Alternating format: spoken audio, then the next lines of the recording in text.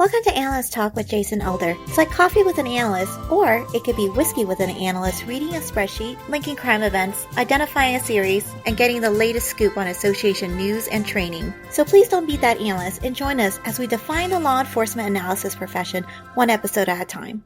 Thank you for joining me. I hope many aspects of your life are progressing. My name is Mindy Young, and today our guest has 20 years of analytical experience, 10 of which were in law enforcement. He was an instructor for the IALEA FIA program and an active member of the IACA, volunteering on multiple committees, including the mentoring committee where we first met. And lastly, but not least, he is the host of Analyst Talk with Jason Elder. The long-awaited episode is finally here. Please welcome our guest, Jason Elder. Jason, how are we doing?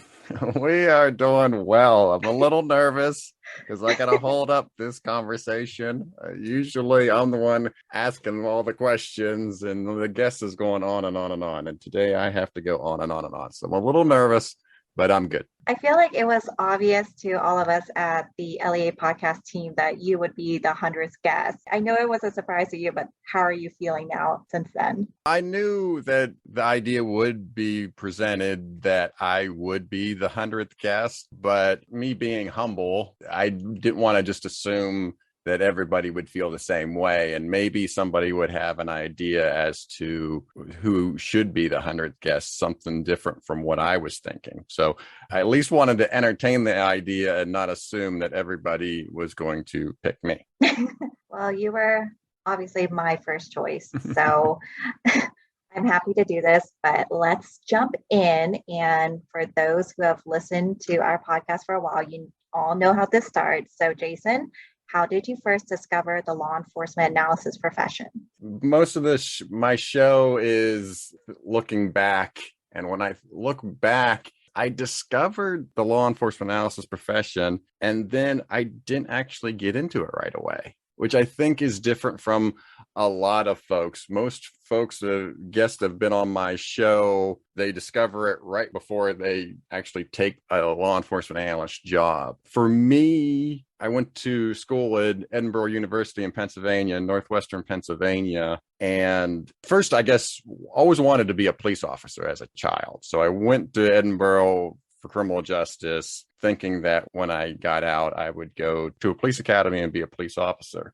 And then once I learned so much about criminal justice at Edinburgh, I discovered, that's not really what I want to do, be a police officer. So then I was thinking, wait, maybe I'll go to law school. And then I interned my senior year for a lawyer, and he kind of set me down halfway through and gave me the ins and outs. And I decided, that's not what I wanted to do either. And so I then was talking with my advisor, who mentioned Mercyhurst College, which is in Erie, Pennsylvania, again, northwestern Pennsylvania, and that they had an intelligence program and that you could be an analyst with them. So I knew of Mercyhurst in their program, but I didn't necessarily think that that was for me at the time. So I did something that my advisor actually told me not to do.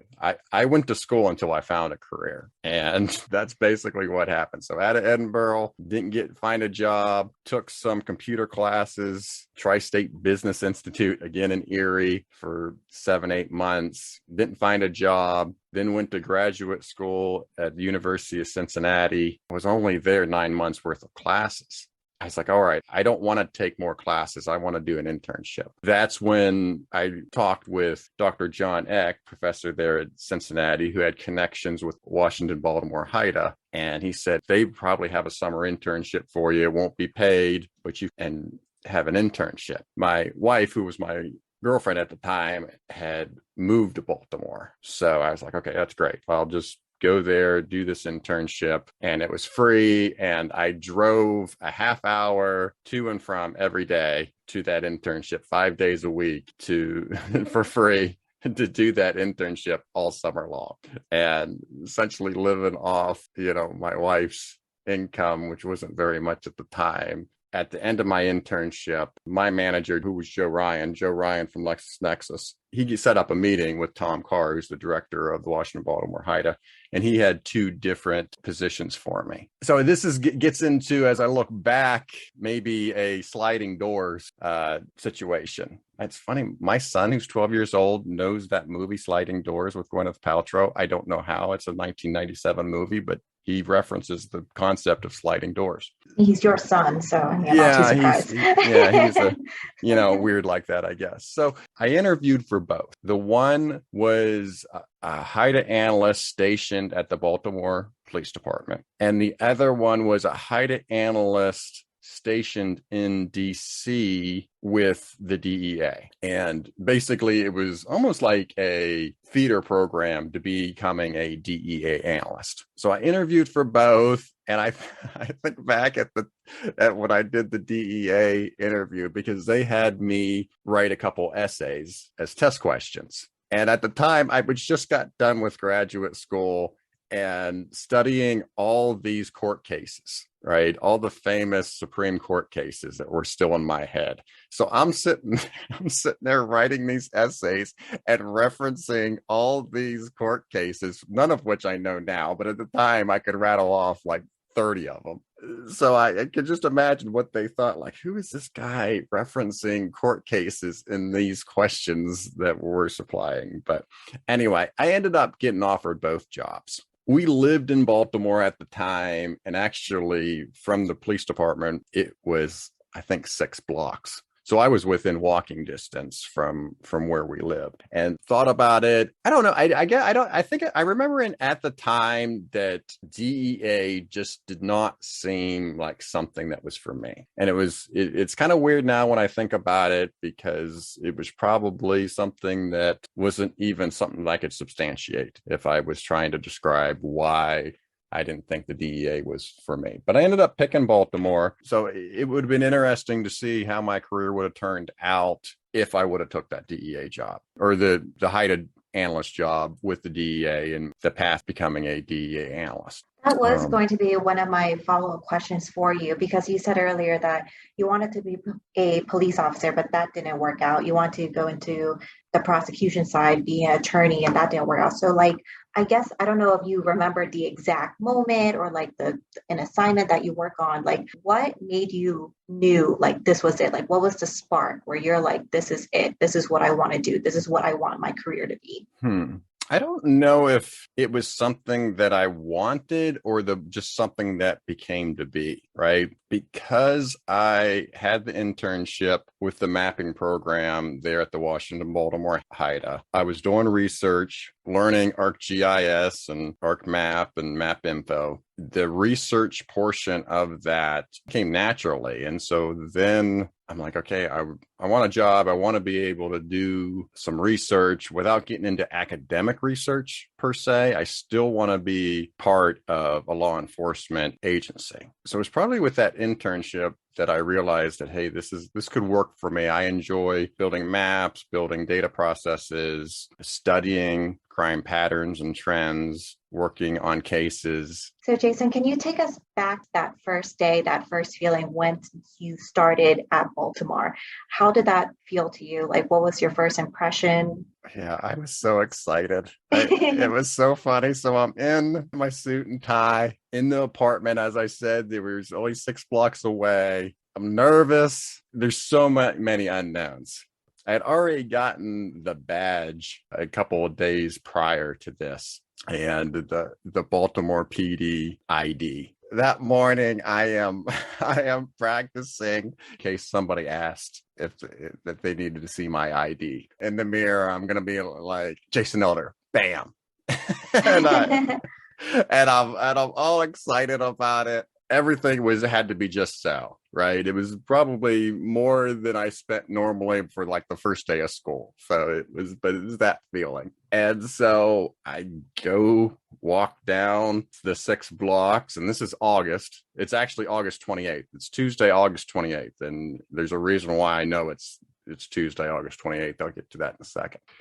And it's 8 o'clock in the morning, and it's already hot in Baltimore. So I'm already sweating. I go to the main area, and they call Eric Conahia, who was another HIDTA analyst, down to come pick me up, even though I had the badge. They still wanted me to do that. Eric is Hawaiian, and he just has this naturally mean looking face. I've told him this 100 times. Like, so he walks up just looking like a man that's pissed off, and I'm like, oh my goodness, this is gonna be awful because can be a little bit goofy and silly, and this is gonna be this super stern military guy. That's my first impressions of him. Is like he just had this face that just this natural scowl. And it's funny to think about it now because we became such good friends during our time there. And I was kind of like his little brother. He was 10 years older than me, and we used to joke around and do silly stuff. I would always try to sneak up on him in the cubicle to see how close I could get to him before he realized I was there. He always carried a knife with him, so he wouldn't even have to say anything. He would just reach down for his knife, and that was him letting me know that he realized I was there. So it was always like those things. I don't think I ever got closer than like 5 feet to him. So anyway, he's just walking into there the first day. It was very intimidating. I got assigned a cubicle, assigned a computer. Beth Hart's there. She's another analyst. So there was 3 intelligence analysts from HIDTA stationed there in Baltimore to help with violent crime. And I just remember just looking around the first couple of days, thinking like, man, this is it. This is how it works. This is, you see this on TV, you've been to police departments before. I'm part of this unit now. And we were stationed in the planning and research division at the time. So there's guys that were doing the mapping, people that were dealing with grants, people that were doing any kind of research, and you're in the cubicles and you're working together. And it was just a bunch of different characters at the police department. Like, I think back, it's like the movie Other Guys, where they had all these different characters in the police department, and I could assign in that movie. I was like, yeah, that was that guy in my office, that was that girl in that office, and so on and so forth. So it had a variety of characters in there, and just looking back, it was just a good time that I wish I would have better appreciated. Because I think one thing that I knew like right away, I was really hungry. Eric always loved my tenacity. He was like, man, you are so tenacious. Like, I wanted to change the way we did stuff. I wanted things to be better. I came in thinking that I could improve with just about any process because I didn't know that much about policing or the Baltimore area. 2 things that really I wish I would have known more about prior to starting. I relied heavily on data management, on the data, like focus on the data, because that was something I could study and improve. And so I went in there and I improved our report writing process for the cases that we worked on and built this database out of this report so we could then search cases that were same scenarios came up or same names came up, we could search it. And it was that kind of stuff that I eventually realized that I really like the data process. I liked building data. Did you get any pushback from like IT or command staff? Like, who's this new guy coming in trying to change up things? Like, did you get any pushback, or was it really well received? I would say not at Baltimore. I think at Baltimore, the IT staff were so busy that they appreciated anything where somebody was trying to do it on their own. There were certainly other places that I eventually worked to that I did get pushback from IT, but not necessarily at Baltimore. So yeah. So, and I guess another part about this time is, as I mentioned, I started on Tuesday, August 28th. And the reason I know that is that was 2001. So exactly 2 weeks later, 9/11 happened. So my whole career only knows 2 weeks of pre 9/11. And so that was certainly something that was interesting for me as I look back. As I mentioned that we were in an apartment in Baltimore. We were on the 29th of 30 floors. So when this all happens, I wasn't really too thrilled to go home to go sleep in a high rise. But one of the more memorable moments of that day for me was running different data through the databases and trying to figure out where us analysts could help. There at one point in time in the afternoon, a officer came through. They sent officers through all the offices, and he had a automatic weapon. He walked through and made sure everybody had their ID. And I remember thinking that, man, that is like, are Are we going to be in like a police state coming out of this? Is this how it's going to be, where it's going to be kind of like a military presence at the workplace? Certainly turned out not to be. That was the only time that's ever happened. But I do remember that feeling of him asking for my ID. And of course, I wasn't like Jason Elder, bam, at that point. But it was, I remember that was like, man, that seemed like a really big deal at the time. So I guess just to fast forward a little bit, so I move around HIDTA and eventually get to work on a task force just south of Baltimore. Started working wire investigations. What was fantastic about these task forces is that you just got to work with a whole variety of agencies. Not only was it local Maryland law enforcement that I was working with. I was working with the state police, and then I was working for all the federal agencies, ATF, FBI, DEA. And I guess this is getting into my badge story. I'm gonna take your job, Mindy, there and kind of segue automatically into the badge story. Another question I guess we should ask is like, how's it going so far being in the guest seat? Is it hard to like take off your host hat? Yeah, it is like, okay, did I just go into too much detail there? Is everybody listening now asleep? Because I went into all of that, because I realized that for me, in this memory of just thinking back, it's fascinating to look back and to reminisce about the feelings of different time throughout your life. But I don't know for the listener might be asleep right now. I hope you're not driving. But so far, so good. Yeah, I was going to let the guests know. I'm like, it's weird for me too, being on this side, because I'm usually in the background. I don't record a lot. And it was on the table of like, hey, Jason, what if you played both the host and the guest and you just talked to yourself? Yeah, I think that would have been funny for about 3 minutes, and then it would just have been weird. Yeah, so I think that would have been funny, is if we recorded this, had you still be the interviewer, and then I just came back and recorded all the questions. So that would have been interesting and probably really annoying to the listeners. Should I segue into it? Should you segue into it? I was at the same, like, okay, this leads into, what's the thing you say? This leads into your badge story. Yeah. And then you're so nice. You explain the badge story. I'm just like, look, it's the 100th episode. If you don't know what the badge story is at this point, I don't know what to tell you. Not a nice hope. Well, I never know who's going to be new. So if I say the analyst badge story, yeah, it's the career-defining case or project. And I never know, we get a variety of guests. And I know once they get the link to the episode, they're posting on their social media. So you never know who's going to be brand new to an episode.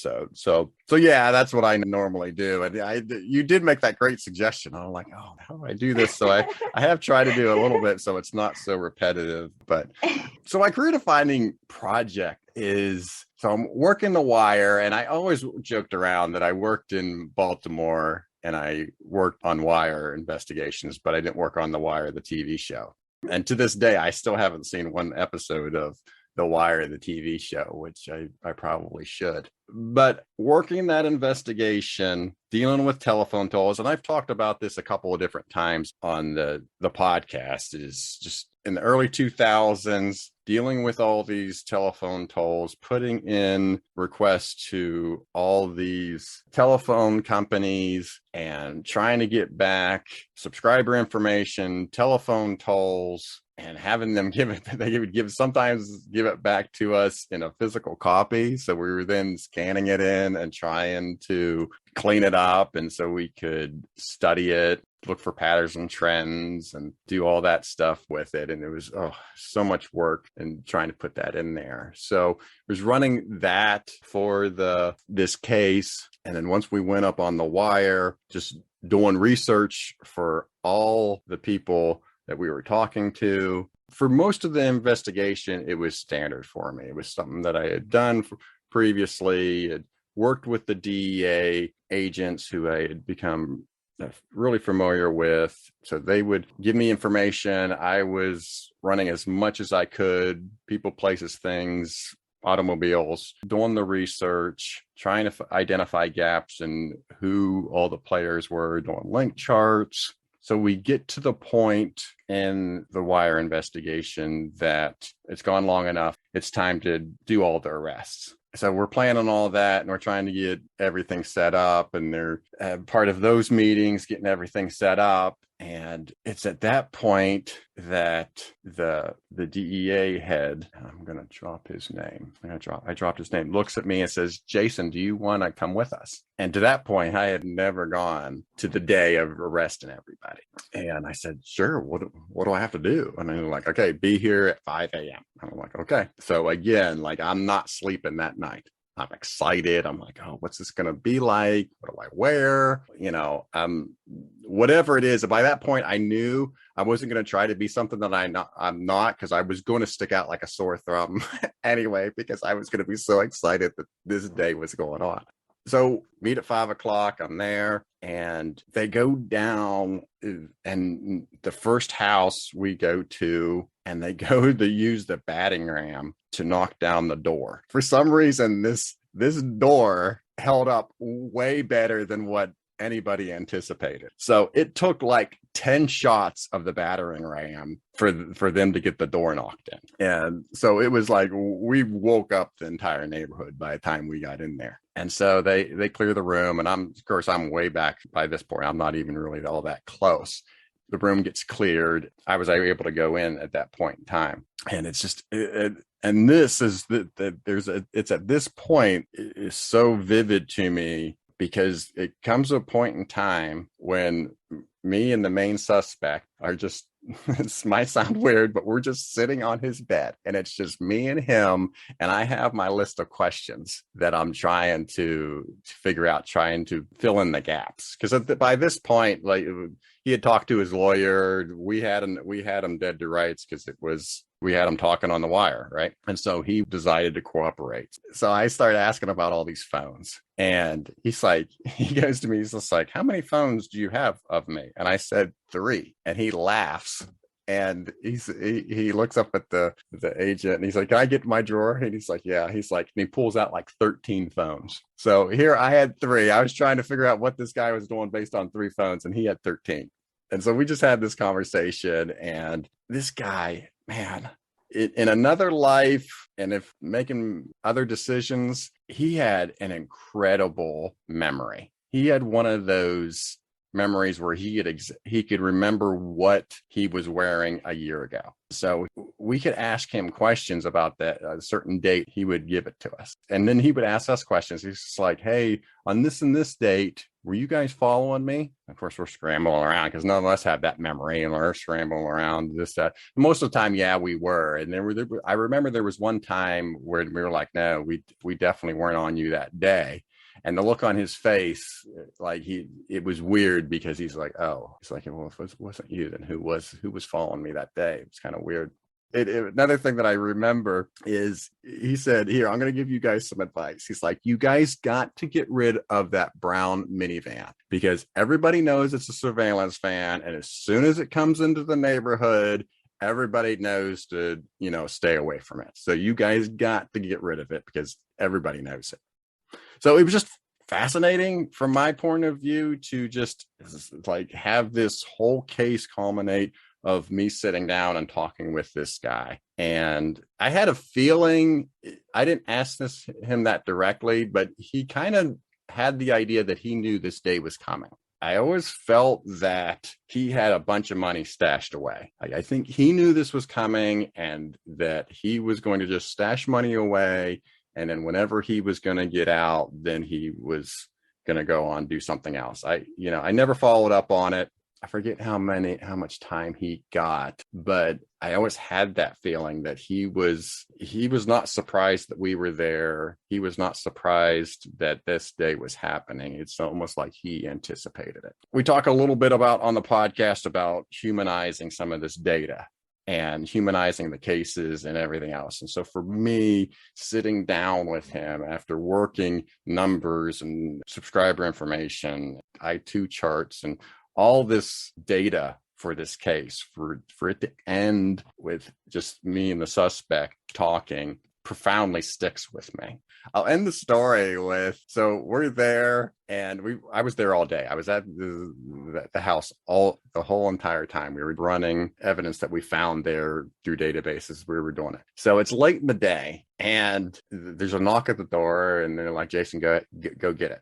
And I said, all right. So I go answer the door and it's the suspect's wife's sister. And I said, she's like, oh, so-and-so here? And I'm like, yeah, come on in. So they allowed her in. And she, of course, the wife tells her what was going on and everything else. And the sister says, this is her exact words when she finds out what has happened. And she's like, oh, I can't take all this stress. I just got my boobs done this morning. And so that, to me, that's like the final image of this. So I think about that. I'm like, oh, what a funny way to end this project. Last question I have is, did the department take that guy's advice? Did you guys get rid of the brown van, or do you guys still have it? Or I'm pretty sure they did get rid of it once that was known. They would have got rid of it, probably either transferred it out, and then they would have got another one. I know they sometimes would use vehicles that were confiscated in another investigation they would then bring in. So yeah, I do believe that did get that brown van did it. There was another funny story about that brown van, is that the one guys did question it the one time, and so they started looking through the windows. The one guy that was in there, the one DEA agent is in there, is like hiding in the back, trying to avoid being seen by these guys looking through the windows. And he always got picked on for trying to hide because he was like 6'4". So he wasn't a small guy trying to hide the van. In a van, there's not very many places to hide, but it was picked on him about trying to hide from the peepers looking in. So after Baltimore, remind me again, how long were you at Baltimore? I was with the Baltimore HIDTA for 7 years. As I mentioned, moved around a little bit within the HIDTA organization, but 7 years. And then afterwards, you went to the Cincinnati Police Department? Yes. I mentioned not really appreciating at the time what I had and wanting to change and whatnot. It felt like from day one of working at Baltimore Police Department, I was looking for my next job. Again, I'm not exactly sure why I was so impatient. Probably, I guess it's part of me being a 20-something person, but I was so impatient. And so I probably put in application after application after, hundreds of applications that I put in for other jobs in the 7 years that I was with the Baltimore HIDTA, all around DC, and never really found a good landing spot for what I wanted. And then my wife gets her PhD, wants to go to Cincinnati. And I was like, well, okay, I've been to Cincinnati before. I had been there in graduate school. And so, yeah, we can do that. And so now I am going from Jason Elder, the intel analyst on drug investigations, to Jason Elder, the crime analyst at a police department. I'm the only civilian analyst at Cincinnati Police Department at the time. It's interesting to me that I kind of came in, the people that hired me had kind of what I would think kind of bloated my resume, I feel, in a way. I came in with a little bit of hype. I think people thought I was going to be like, I don't know, like Harry Potter or something like that, and wave a wand and all the things were going to be better. So I was like, no, I'm not able to do that. And sometimes there was like disappointment in the room that I said, no, I don't know how to do that. But my tour at Cincinnati, it was my second time, as I mentioned. When I was in graduate school, they had the race riots, which Joe Lorenz and I talked briefly about in our episode from a couple of weeks ago.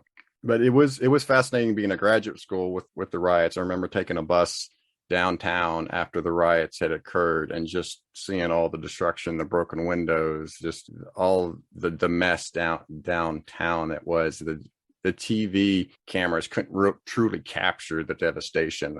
That's how I felt when I was looking through everything, taking the bus and just going through and seeing everything firsthand. And then to see the aftermath, to be there at Cincinnati after the riots had happened, and they had feds and consultants and everything else work with the city of Cincinnati to improve the citizen relations there. But came in, I still found that I relied on my data management. I was stationed with IT, so I had access to probably more data than most of the district analysts did. And so it was, again, I was trying to build processes, try to improve processes to help everything else. So I still felt a little bit like I was a facilitator. Did work on some cases every once in a while, but for the most part, I felt that I was kind of like the data czar and trying to get the data right and push it out to the district analysts and help the district analysts where they needed it. As I look back at Cincinnati, every once in a while, I won't say that it's a regret,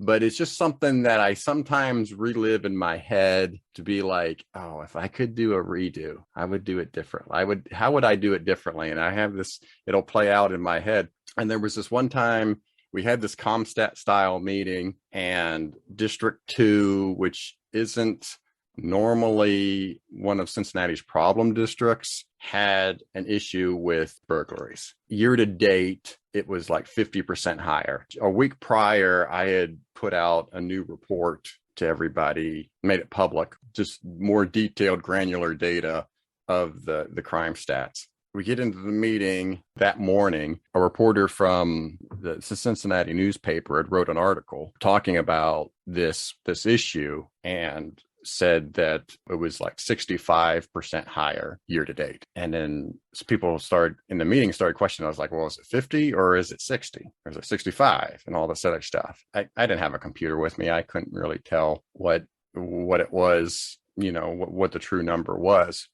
But the chief decided to call the meeting because the data wasn't right. And I remember going back to the office and it just kind of with the tail between my legs. And I was like, oh, like that, that shouldn't have been certainly the case, and try to figure out what went wrong. And here my report had calculated, the new report that I had, calculated something a little bit different. The redo would be to stand up and say, whether it's 50 or 60, there's still a problem. 50% wouldn't be okay, right? And there's nobody in this room that's going to tell me that it's either the same as last year or lower than last year. There's a problem and we need to work it out. And I really wish I would have stood up there and said that, and I didn't. And we're talking about me as somebody, I'm probably 9 years into my career at this point. So it's not like I'm a newbie, but that again, I don't necessarily see it as a regret, because I don't, it's not like it ruins my present day, but every once in a while I'll think about that and I'll be like, you know what? I wish I would have done it a little bit better. How long were you at Cincinnati at that point? Was that 2 years? 2 years? Oh, okay. I was going to say, you weren't new to the field, but you were new to the department. So maybe, there's some hesitation there, like you don't really know the culture yet. But that was actually going to be my next question for you, since you've been in both. I was always curious, like for me, I started with a local PD, just knowing my one jurisdiction. And then as my career progressed, then I went on to like a multi-jurisdictional task force where I work with multiple jurisdictions. But you did it the other way around. So do you think, as like a newcomer, do you think that it benefited you to work with so many different departments and jurisdictions right off the bat? Or do you wish you would have just started with one first and then grow from there? Or There's advantages to both, and that's going to be a cop-out a little bit. I actually think it probably would be better to work on a task force first. And certainly somebody in the comments can tell me if they disagree with me on this, but I think there's an advantage to working with a task force to get to know different departments, local departments, state departments, federal departments, and to build your network as you progress to one agency, local agency, and then have that in your background. But there's still a huge learning curve that I found I had trying to be new to a city and understand the police culture and understand just the intangibles of the crime. Right. I relied way too much on the data aspect of things. There was so much more to learn about the aspects of crime that I didn't know. And I think, again, Joe Lorenz and I talked briefly about it in his episode. So I highly recommend folks listen to this to listen to that episode. I would agree with that assessment, because I went to the task force when I first moved here to Colorado, so I didn't know anything about it. The whole state was new to me. So working with a multi-jurisdictional task force did help me learn the area quicker. Like you said, just being more familiarized with a little bit of everything. But I guess on the flip side of that, I was kind of embarrassed, like because I was a Lakewood analyst assigned to the task force, and people would ask me about Lakewood specific stuff, and I'm like, I can tell you what the task force is working on, but I wasn't like particularly like an expert in my own jurisdiction. I was an I guess for lack of better words, like an expert in like task force activities and the specialty that we're in. So, like you said, there's advantages to both.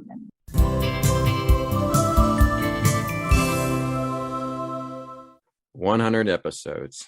I want to thank the podcast staff, Mindy, Jennifer, Kathleen, Catherine, and Alexis. I also want to thank the guests that have been on the show. You are truly the stars of the show.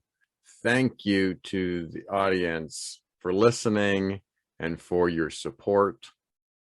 Although I'm a little disappointed with the audience in that no one has figured out what the Easter egg is in my Excel chapter in the IACA textbook. Hopefully by the time we get to 200 episodes, somebody will have figured it out. Until then, thank you to all. I am truly humbled.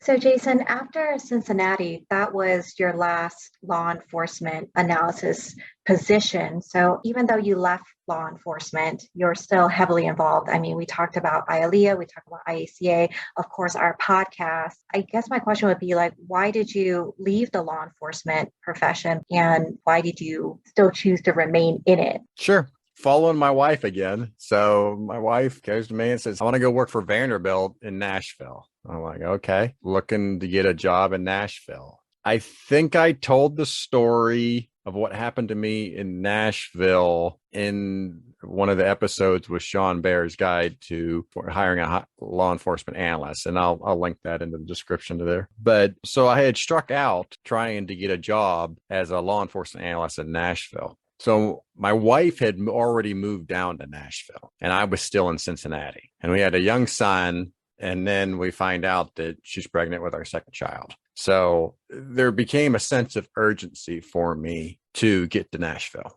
I looked around and I was open to leaving. I will say that from the start. I was proud of my career. I had accomplished a lot. I had used my degree, and that was really important to me because I knew a lot of folks who got a criminal justice degree and never worked one day in a criminal justice career in their life. And, you know, to each their own. But to me, it was really important to me that I use my criminal justice degrees. And I did. I had 10 years and I used my degrees. So I was open. I said, hey, let's reinvent myself here. So because of those two things, I started applying to different aspects. And my wife was like, hey, well, what they do here at Vanderbilt is they realize that there's husbands and wives. And what they have a program is they have a program in which they'll try to find spouses jobs at Vanderbilt. And so I contacted the rep from HR. This is who I am. This is what I do. They just start sending me jobs. I think what's funny when I look back at that time, and I might have talked about this on the show too, that at Cincinnati, the one captain asked me to build a dashboard, and this is 2008. And so I download this Excelsius program off the internet and get a free trial. And then I think we eventually purchased it, and I build this dashboard. You know, when I'm putting together my resume for Vanderbilt, I'm taking out some of the law enforcement stuff that I didn't think was needed, more analysis stuff, more data management. I put this that I worked with this Excelsius program. So that's what caught the eye of my manager. They were using Excelsius at the time. So they were like, okay, let's bring this guy in. So that got me the interview.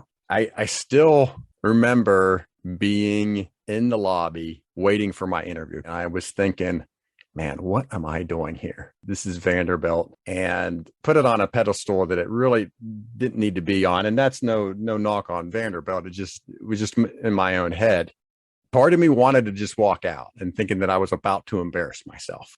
But because, hey, at the time I needed a job, I needed to get to Nashville, felt that my wife really needed me in Nashville. So go through the interview, end up getting the job. It was interesting because probably it was 2 weeks after I started at Vanderbilt, I got word that there was an analyst job in Nashville PD opening. I applied, I took the interview, and it actually got offered the position. But I kind of misspoke there.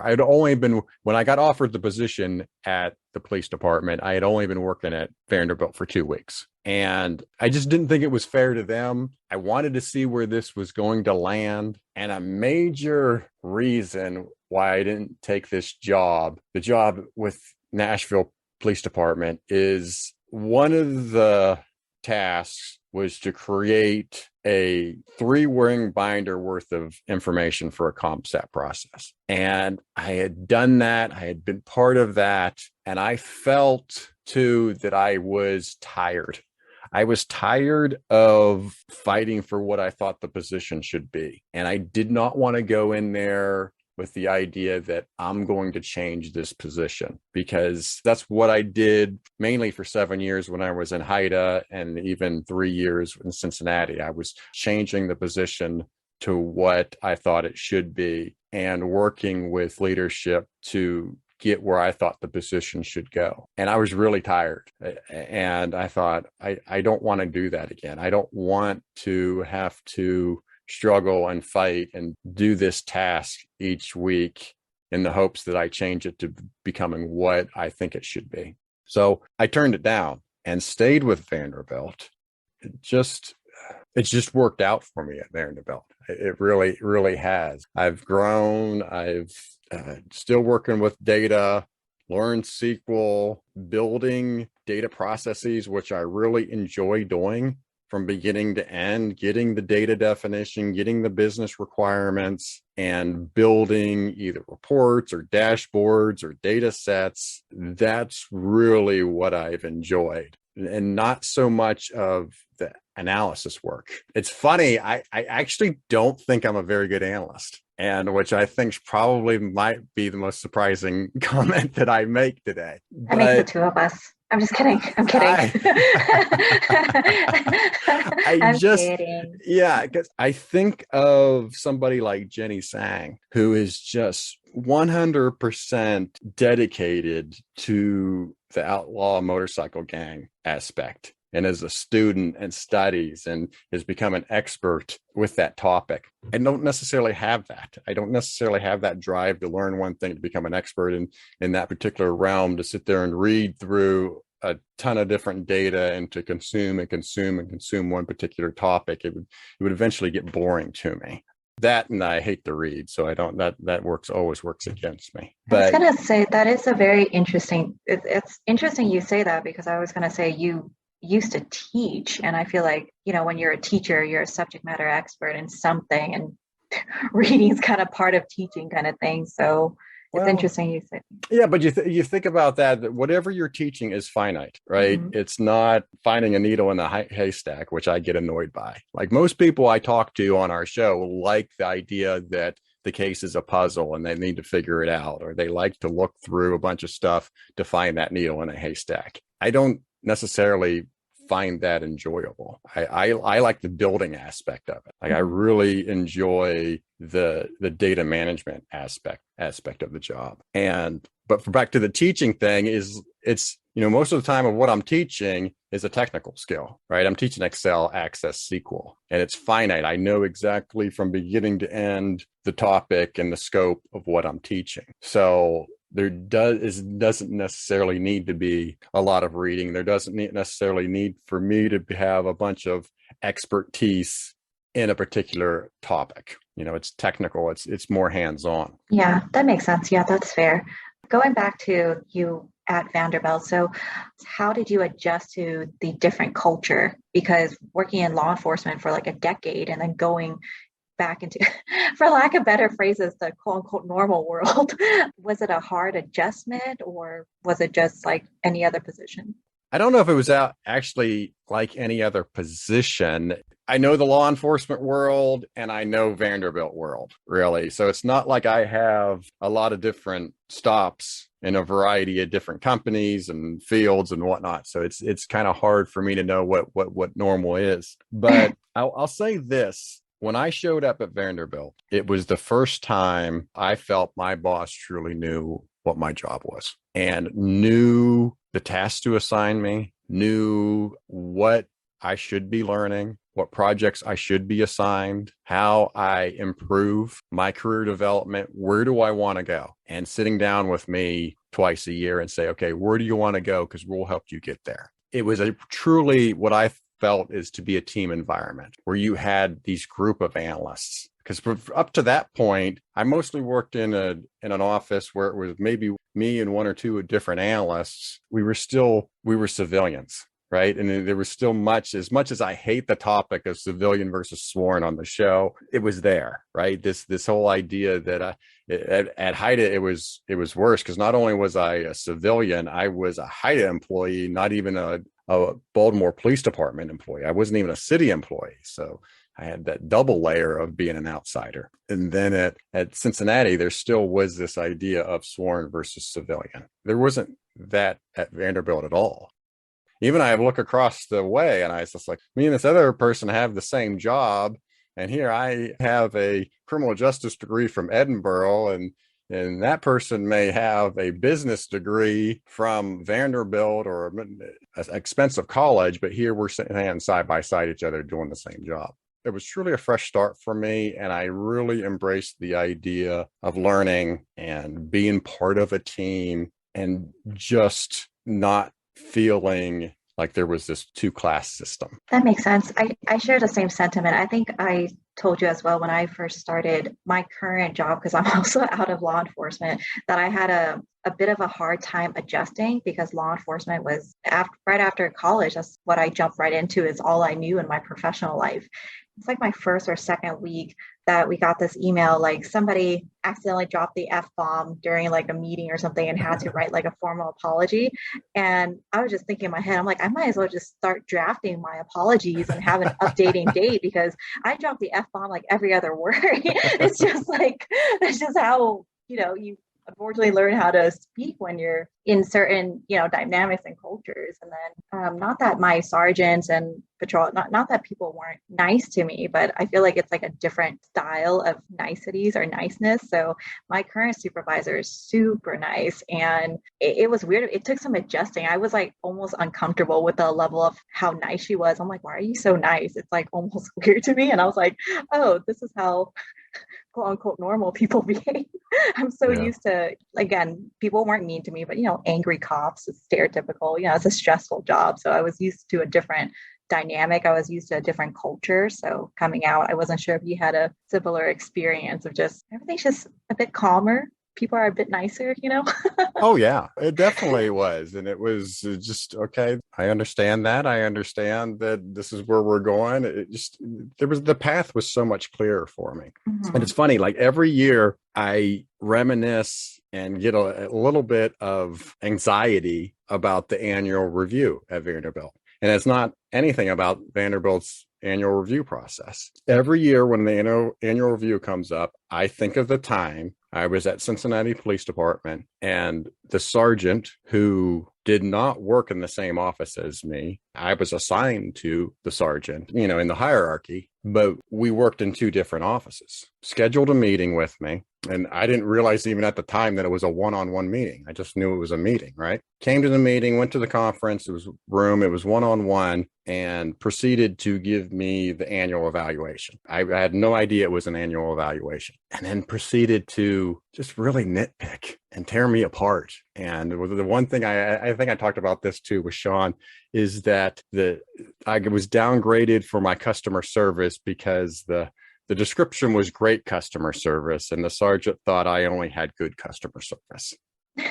And it was just so incredibly petty, in my opinion. And the thing about it is it's Cincinnati, it's Ohio. that's a public record. So you could go and read probably exactly what was written about me in that evaluation because of their sunshine laws. And I thought, geez, and I bring this up to the supervisor at Vanderbilt every year when we talk about that. And they're like, geez, I can't imagine waiting for an evaluation to tell you that you were doing something wrong. Like, if you're doing something wrong, I'm going to tell you right now, and we're going to work on fixing it. But to me, I still get that feeling. And that's just one of those things, again, that it comes up from time to time where it's like, oh, if I could do a redo, what would I have done? It probably would have been worse. So I'm glad I don't get a redo on that one. So at the beginning, when I started like this question, it was a two-parter, which is on me. It's a loaded question.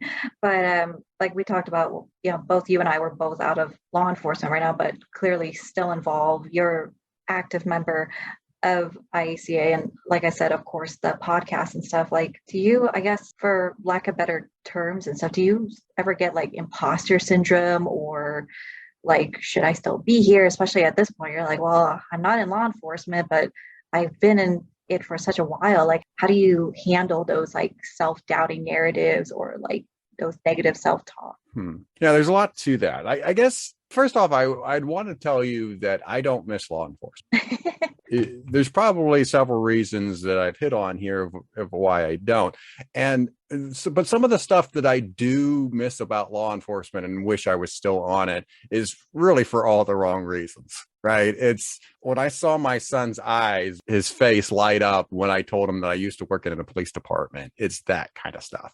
It's this idea that I'm part of a process where we're saving the day and that we're doing something for the citizens and we're improving society. We're saving the world, so to speak, even if it's indirectly. To me, that's just not necessarily the reason to be in law enforcement. So there's a lot that I don't miss. But I found that over my 10-year period as a law enforcement analyst, working with IALEA and working with IACA, going to the conferences, teaching alongside fellow analysts, that you just create a lifetime bond with some of these folks. We've talked several times on the podcast about these annual events being like family reunions, getting to see these people once a year. And being part of that was something that I wanted to do, even though I was outside of law enforcement. I still wanted to be part of the associations and felt that I could contribute. And so while I enjoy where I'm at, I kind of get the best of two worlds. I can work at Vanderbilt and enjoy my job that way, but still do things that I like to do, which is teach and travel to the conferences couple times a year and see people that I really enjoy their company and whatnot. So to me, it's a win-win. I think for the imposter syndrome, I guess since I was an analyst, I don't feel necessarily like, hey, I don't belong here or belong at IACA conferences or belong at doing a podcast on law enforcement analysis. It's funny, it's been 10 years since I've been in law enforcement analysis. So it is kind of weird when I go to some of these conferences. It's like, yeah, it's been 10 years since I've been out 10 years now. But here I am teaching. And I think it's funny because when I think of imposter syndrome, because that comes up on the podcast from time to time, like people say, like, pinch me, like I'm not really supposed to be here, kind of thing. And I don't necessarily feel that way. Like it's not, to me, I'm a very practical person. That's one of the things is you live long enough, you really start to understand who you are and what you are. And so to me, when I am a part of whatever it is, whether it's getting a job at a police department or being chosen as an instructor for an association, it's not that I feel that I don't belong. It's usually that I bring whatever task is down and I don't put it on such a pedestal. Thinking like, okay, you know what, this is what it is, right? It's this level, it's on the level, it's something that I can do. another thing that might be shocking to the audience is I find myself to be incredibly average. I don't find myself to be like overly athletic or overly skilled or the smartest person in the room type of person. So to me, I was like, okay, anybody can really do what I do. It doesn't take necessarily any special skill. And so I've gotten fortunate enough to be chosen. I can do what's being asked of me. I'm part of the team, and it's not so much that I don't belong there. It's just that I do belong there. But I just also feel that anybody can come in and replace me at any given time, because I think it's what I'm doing isn't unique and isn't so spectacular that only a few people in the whole world can do it. You weren't kidding about being humble. I was gonna provide some reassurance, and I was like, he seems okay. He doesn't need the reassurance. I was gonna say, even though you are out of law enforcement, but your contribution to the profession has been so profound, I don't think that it can ever be taken away. I mean, you have a whole chapter that you did for the current IACA book. Like you said, you've taught classes, and the last conference in Vegas during the business meeting when the board members opened up for the floor for questions. And I don't know what it is, but it was just funny that you raise your hand and they're like, of course, Jason has something to say. And then right after I raise my hand, it's just, of course, Mindy has something to say. It's always these two, always has something to say. So I don't know. I feel like you've cemented, like you said, your position in this profession. So no need to, I guess, further prove yourself. But I also think that you need to give yourself more credit because, I mean, sure, anybody can do anything, but will they? You know, and I feel like that's what makes the difference. Like anybody can make a podcast. I mean, for those that don't know, I don't even have a microphone. I'm just shouting at my laptop right now, hoping that, you know, my voice gets picked up. Like, again, anybody can do this, but it's just a matter of like, will not. I commend you for going that extra step. So yeah, and it wasn't me being like this self-loathing, woe is me type person. I just realized that this is the scenario this is how I take on the world. You know, you can totally dissect this. This gets into a lot of the decisions that I make and where I sit on a lot of issues and whatnot. But for me, there is a desire, even though I'm not in the position, there is this desire to see it improve, to see the associations improve. I've always been one that if I see an issue and I think I can improve it, I'm going to speak up. And if you invite me to a meeting and I have a chair at the table, then I'm going to talk, right? Because that I have a chair at the table, and that's what you do at meetings is you converse. And so I wish more people would do that. I wish more people would get involved with the associations. I wish more people would find a need and find a solution for it. So, because it gets to the point, like at that conference, at that business meeting, you and I were the only ones that brought up anything. There was 50 plus people in the room, and you and I were the only ones that brought up any. So I don't know how many people at that conference, it was their first time or the comfort level. Hopefully it's whoever's listening, the board, the association, I'm not just saying this because nobody's telling me to say this, but everybody there is very welcoming of feedback and open to ideas. I don't think I've ever, I don't know about you, like we can't obviously implement everything, but even when you disagree with the board or whoever, another member, everyone's always open to feedback. And there's really, you know, when people say like, there's no such thing as like stupid questions or stupid answers or whatever, like I really feel that whenever I talk to the board members, other members, like everyone's open to ideas, everyone. So I don't know if that's the fear of like, oh, what if I ask a stupid question or what if I give a dumb suggestion or something, but I don't know if that helps anybody. I don't know if that reassures anybody, but yeah. And look, and you'll be like, Jason, what about the time you said this thing dumb or this thing didn't work out? And yeah, there's been plenty of times that I was the boob. There is stuff that maybe I get wrong or didn't think through, but I think overall, it's just as you said, the contributions are there, and the stuff that we've talked about and said and done are there. And so I do hope the positives outweigh the negatives when it's all said and done. This is getting into personal interest, but I just thought you said something funny earlier about not being average and not the most athletic. I'm like, you just finished a marathon, and that's not even your first marathon. You've done more. So Yeah, and it's so funny that you mentioned that, because I don't think it takes a lot of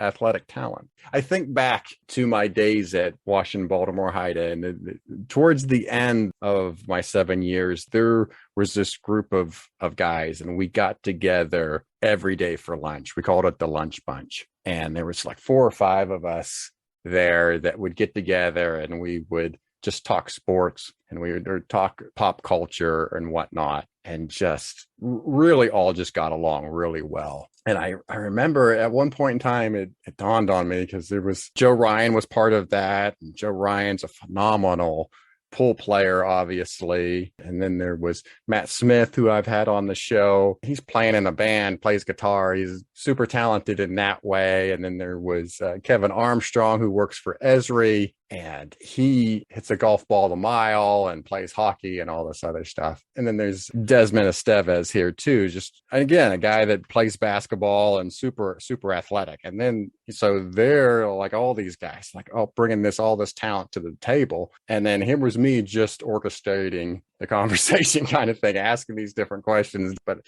to me, I was the least athletic person in the room, but certainly we got along and had some great times. But back to the marathon thing, it's probably all about discipline, and the fact that I research the hell out of almost every major decision that I do, whether it's going to buy a house or setting up for retirement or changing careers, going on vacation. When's retirement? Like next week? I'm just kidding. Yeah, no, it's funny. It is creeping up on me, right? So I mean, and then running a marathon, it's planning and knowing how much weight you need to lose, how much distance you want to do, what plan you're going to follow. And so it's just a regimen for a period of time. Again, I feel that anybody can run a marathon, right? I may not do it at a certain time, but unless your body breaks down, your knees or something can't do it. But I mean, it doesn't take special athleticism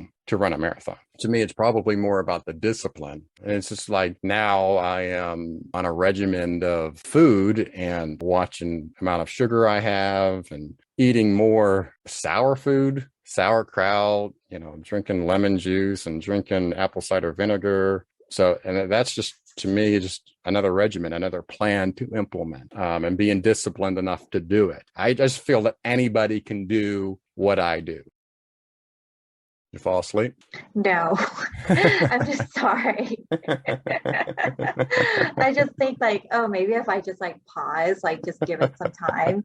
So Jason, I think we'd be remiss if we don't talk about the podcast at all, considering. So how has your life changed after the creation of the podcast? Well, I think one major change for me is I no longer hate the sound of my own voice. As I've grown as a person, I just think back when I was a child and even college, man, I was really shy.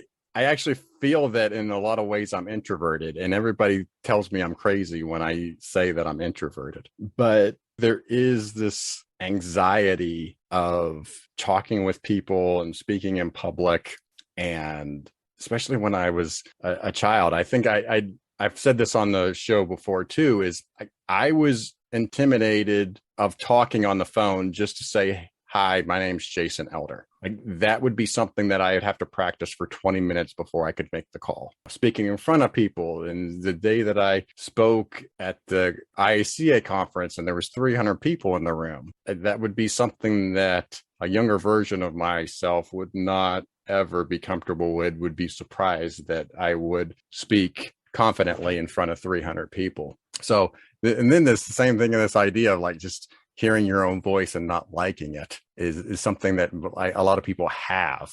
Doing this week in and week out is something that, hey, this is my voice. This is what I sound like, and I don't have any problem with it at all. I think for the podcast, it's learning what's new certainly the people that I don't know going into the interview, everything's going to be new. But I've been really impressed with people that I've known for over 10 years and discovering something new about them. That's why we do the personal interest sections of there. I find it fascinating. There's this analyst, this is who you are, and this is your resume, and you can kind of see it on LinkedIn.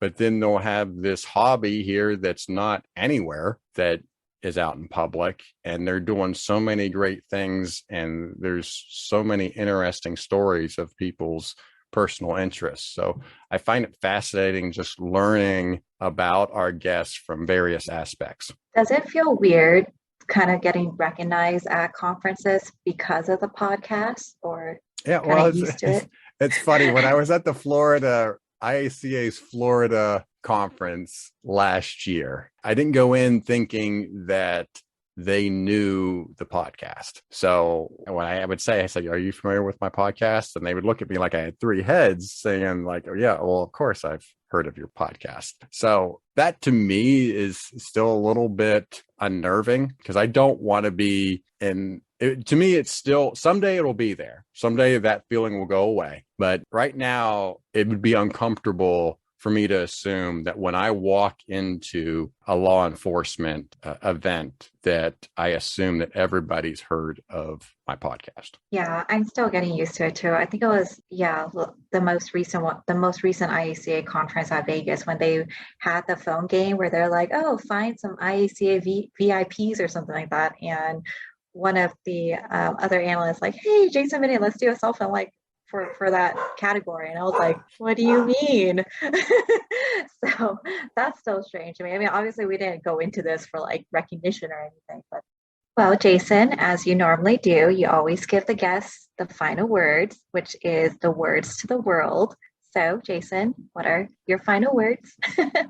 So the one thing that my dad assured me was that things will change. He said, that's the one thing that you can guarantee in life, is that things will change. And I find it funny, as humans, it seems like we fight against change and want things to stay the same. And yet change is inevitable. Also, not only is the world changing, we change as people.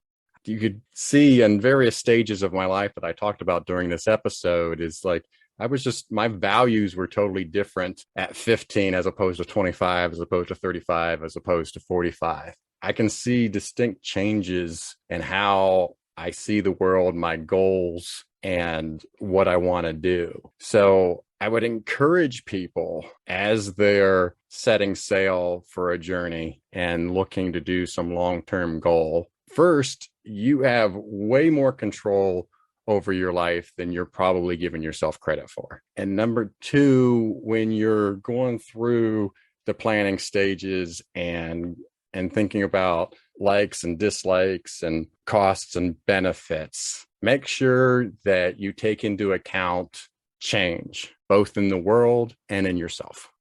That's beautiful. Well, thank you everyone for coming to Jason's therapy session. I'm just kidding. That'll be $200. No. So you end the show with telling guests that they've given you just enough to talk badly about them later. And hopefully this episode evens out the playing field a bit. Yeah. And you were grammatically correct with using badly. Oh, you're right. Talk bad about them later. Sorry, talk bad. I have no idea how to end this show. Thank you so much for being on the show, and you be safe.